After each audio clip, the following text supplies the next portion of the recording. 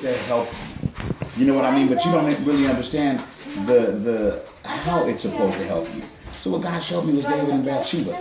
David was not where he was supposed to be.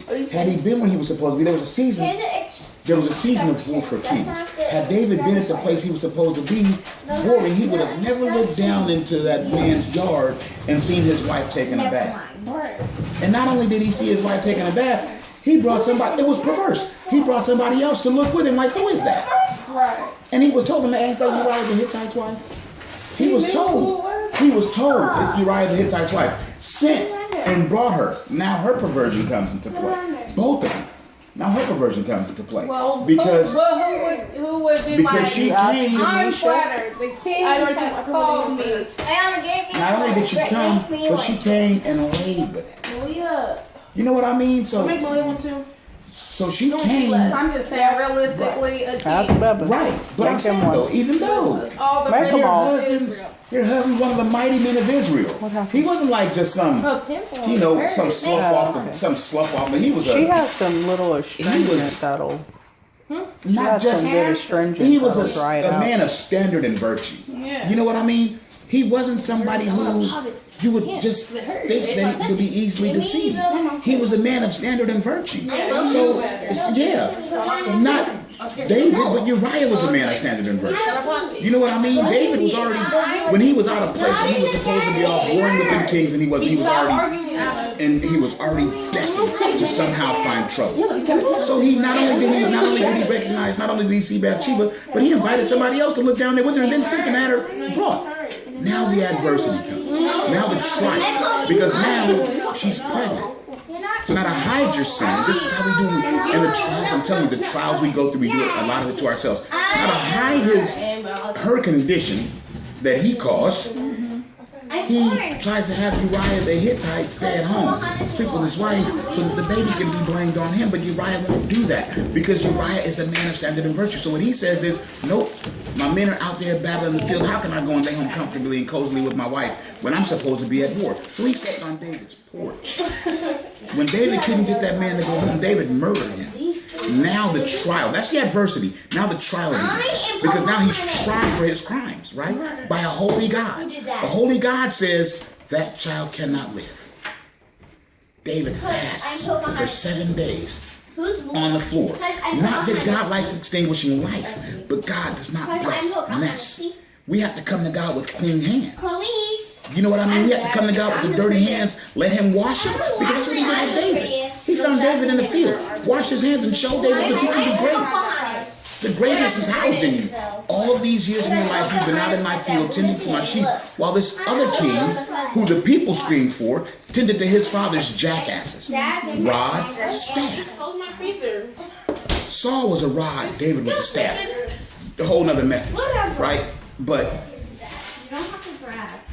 you got to come to God with, anyway, so the baby wasn't allowed to live. But David fasted for that child. His trial, he fasted for that child. But the minute the child died, David stopped fasting. The trial is over.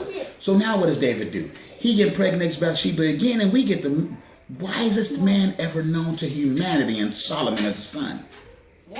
This is who he gets as a son. So, but he had to go through that adversity and that trial. I wasn't all of it either. No, this is just a bridge. So why did he have to go through all of that? He put himself in that place. But now we're called Christians. Little Christs. Christ-like. Right? As Christians, when we go through these trials, some of them God puts us through. When Jesus fasted for 40 days and 40 nights in the wilderness, he never once asked for any relief. Not once did he say, I don't want to go through this. Jesus went through that fast and that temptation. He went through that fast. He went through that. Wait, that wasn't in that wilderness fast. Oh, no. That was in the Garden of Gethsemane. When he had to go through his most adverse trial, that's when he prayed. And that's what we learn. Because that's when he prayed, Father, if it is all possible, if it is at all possible, that this cup be taken away from me, then let it be done. But not my will, but your will be done. And that's what we got to learn. When we go through those hardships and those most adverse trials, we got to learn that It's not our will, but God's will that's to be done. And we get in this place where we get boxed in by these trials and we can't move. And the only place to look is up, and we want to look everywhere else. But God doesn't let us see anything. But look at this. Look He at doesn't let us see anything but the trial and the adversity. But look at what you did last week. But He doesn't let us see anything but the trial and the adversity. When we're constantly trying to look somewhere else, all God shows us is the trial and the adversity. And He goes, well, if there's only one way to look, why are you looking around everywhere else? Oh, God, I get it. You appointed this trial for me. Yeah, I appointed this trial for you because there's something in it for you. It may not be chastening. It may not have anything other to do. It may not have anything other to do with anything other than you being born. Like the blind man, 38 years blind, for Jesus to come along one day and heal his eyes, give him sight.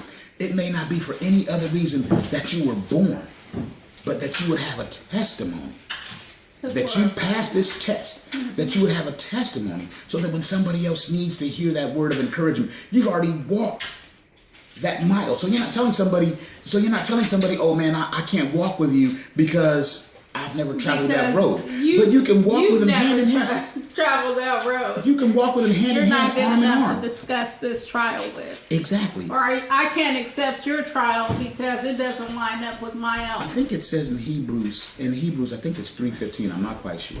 But it says, we do not have an high priest that is not in touch with the feeling of our infirmities, but was in all ways tempted as we are, yet without sin. If we remember that God took on human flesh, walked this walk for us, so that he could be he had body odor, he had to use the bathroom. I mean, people think it's blasphemous to say that Jesus had to take a crap, but he did. Yeah. He pooped, he peed, he stunk, he did everything that we do. But yet he was without sin, spotless, without blame or blemish, so that when when he's talking to us through his word and audibly speaking to us, if we would learn to hear the voice of God, talk is an open line of communication. If you talk to God, God is going to talk back. Not only does he open up that line of communication, but he's walked it. So he can succor you. He can nurse you. He can nourish you so that you understand that you have an eternal Father in heaven, the everlasting Father, eternal God, the mighty God, the counselor of all. You have this God, this benevolent, omniscient, omnipresent being, omnipotent being,